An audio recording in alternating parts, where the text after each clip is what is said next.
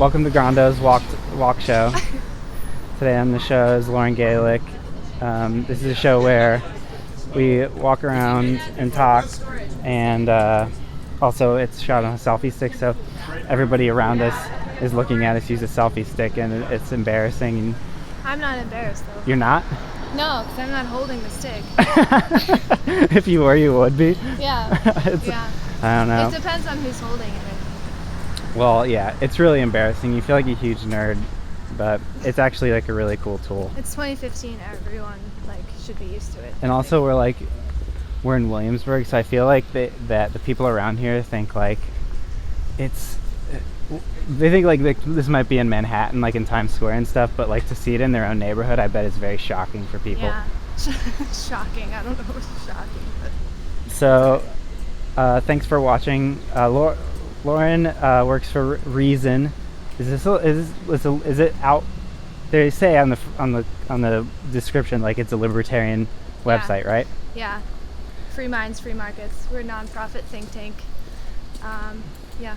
We have a magazine, a video section, a policy section. I'm on the policy side.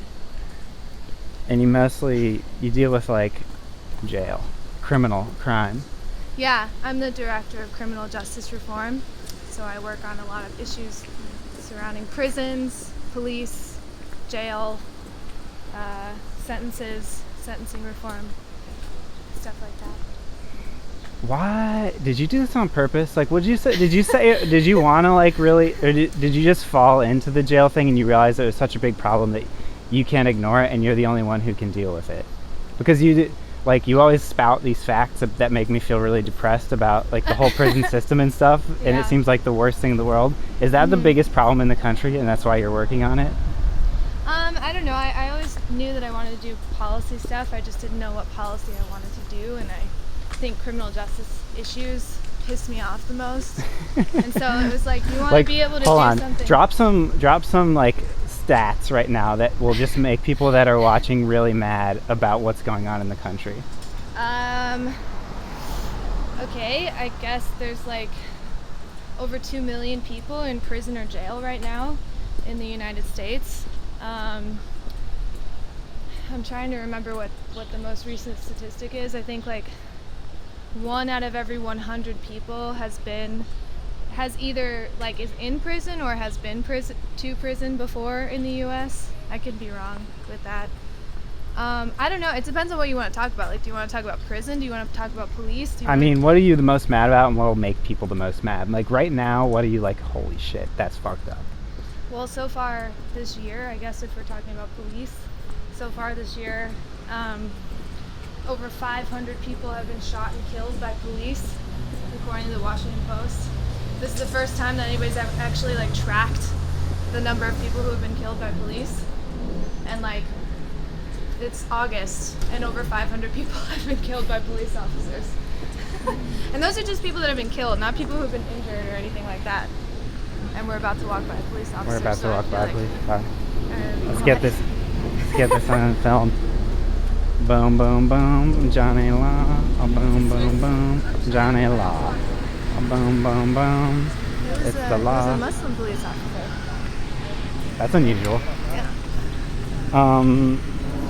So that's something that that's the thing is like you're kind of working on the thing that like most of the country is concerned about right now. Then you're kind of on the pulse of it. Yeah, I do a lot with the states. Like I write studies and reports on different issues that are like state specific. Like I just did something on Florida, sentencing reform mostly.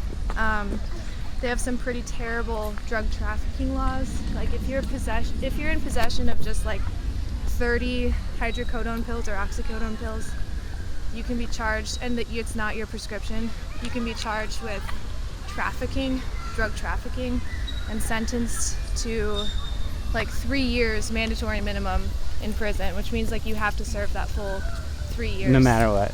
Yeah. And there's been a lot of people who have like, it's just been circumstantial that they've had like a certain amount of pills, or it's like they're not like hardcore dealers. It's just like, why are you punishing us? There's a lot of people who have like sold pills on the side, and it's like, or to undercover officers, but they've sold like I don't know, 15 pills. Sometimes I've seen like, I've looked at cases where there's been like an old lady who sold 15 pills, and then she sold 7 pills, and then she sold 10 to an undercover officer. But he added all of those up before charging her, and she got like 15 years mandatory minimum in prison for just selling like some of her back pills. So that stuff happens. So that's the things I focus on. Yeah. State stuff. Is it depressing? Always thinking about this stuff? Yeah. You kind of become like numb to it, like you don't really think about it anymore. There's only a couple of stories that I read that have really made me emotionally, like, that have just fucked me up.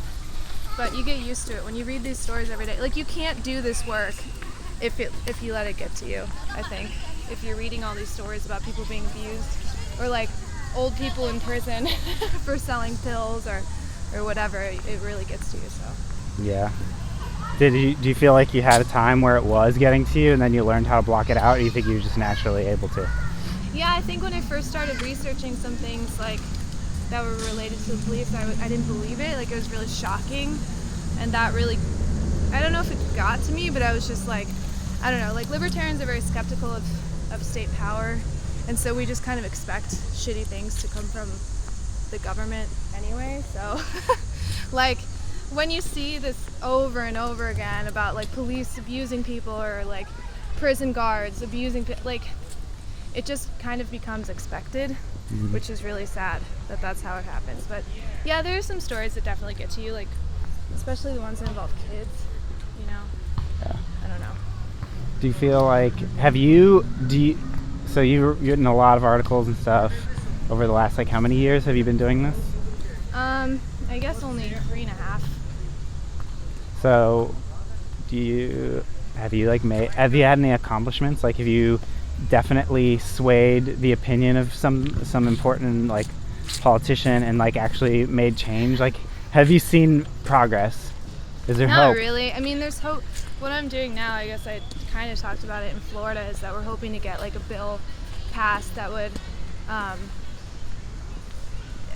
we think that something could happen in Florida this year if we keep doing what we're doing.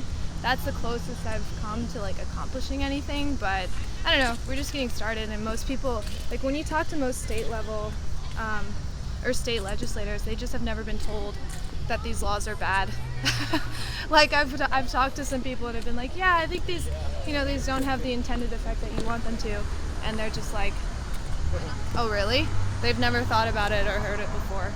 So, we got a long way to go, but I think in Florida there's a chance for these things to happen. I don't know. I'm just one person, so I don't know. It takes a lot of work. Do you feel like you're ever going to give up, or do you feel like you have knowledge that nobody else has and you're the only one who can do it, and so you feel sort of a responsibility to? Or do you feel like there are other people that will step in? If you gave up today, would you feel like, oh no, these things might not change as fast or as... I don't know. I mean, it's hard to say because criminal justice reform has become like this new hot issue that everybody suddenly wants to start doing work on. And so before, like maybe a year ago... Because of Serial, the podcast? No, I don't... Or is it just maybe because of the police stuff right now? Everybody just feels like it's so fucked up, they gotta step in? Yeah, and also it's like one bipartisan issue. Like there's been a real like, I don't know, there's been a lot of media stories that have been like, yeah, Republicans and Democrats, they don't get along on a lot of issues, but the one issue that they do get along on is criminal justice reform. And there's like been pictures of Cory Booker and Rand Paul and like other Republicans and Democrats coming together, so like a lot of people are trying to get in on that. And so I see like a lot of new groups entering into this sphere that weren't before. So I would say like, yeah, maybe a year ago I'd be like, if I didn't do anything then like nothing would change. But there's other groups that are doing some stuff now, but that doesn't mean that I'm going to give up or anything. I don't know if that answers your question. Maybe. I don't know. I just thought because like if I were you, I think I would just get too depressed all the time and probably just do something else, I think. No, I want to keep doing stuff that I need to keep working on a topic that pisses me off, that I feel like I can do something about. And if I were to just do something that was like fun and easy, then I would feel really terrible. I don't know.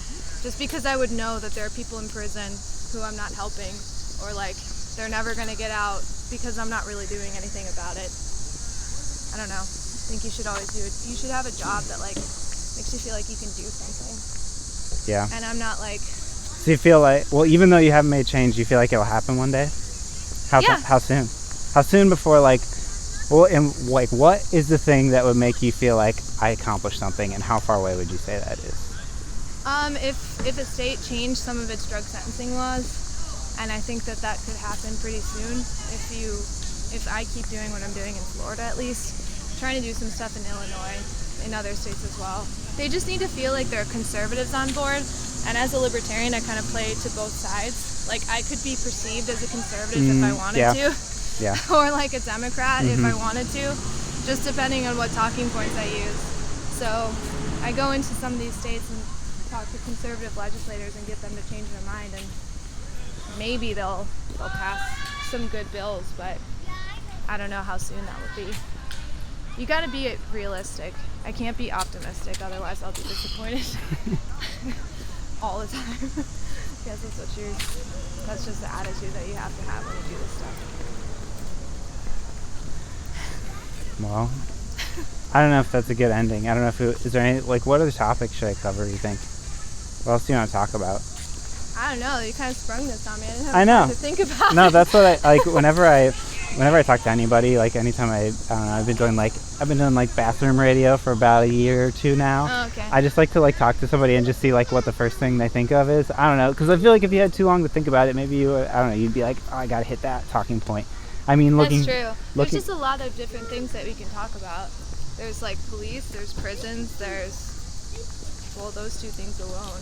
If I went to prison, would you be able to get me out, or like what would happen? Like if I went to prison for a drug, I'm not a lawyer. would you work like extra like if the thing that's like say I went to jail for like possession of like marijuana or something? You wouldn't. Well, just say I did. Would you work extra hard on that policy?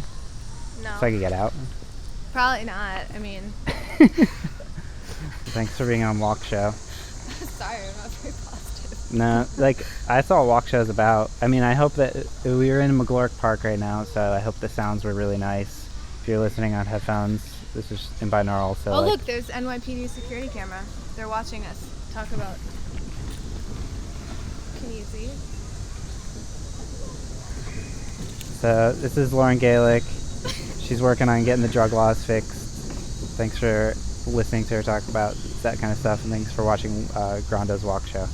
I have to call it Grando's Walk Show because there's a French show called Walk Show already. Oh, really? Pretty good name though, huh? Yeah, it's pretty good. All right, bye. You know what we could talk about? What? Oh, you want to keep going? No.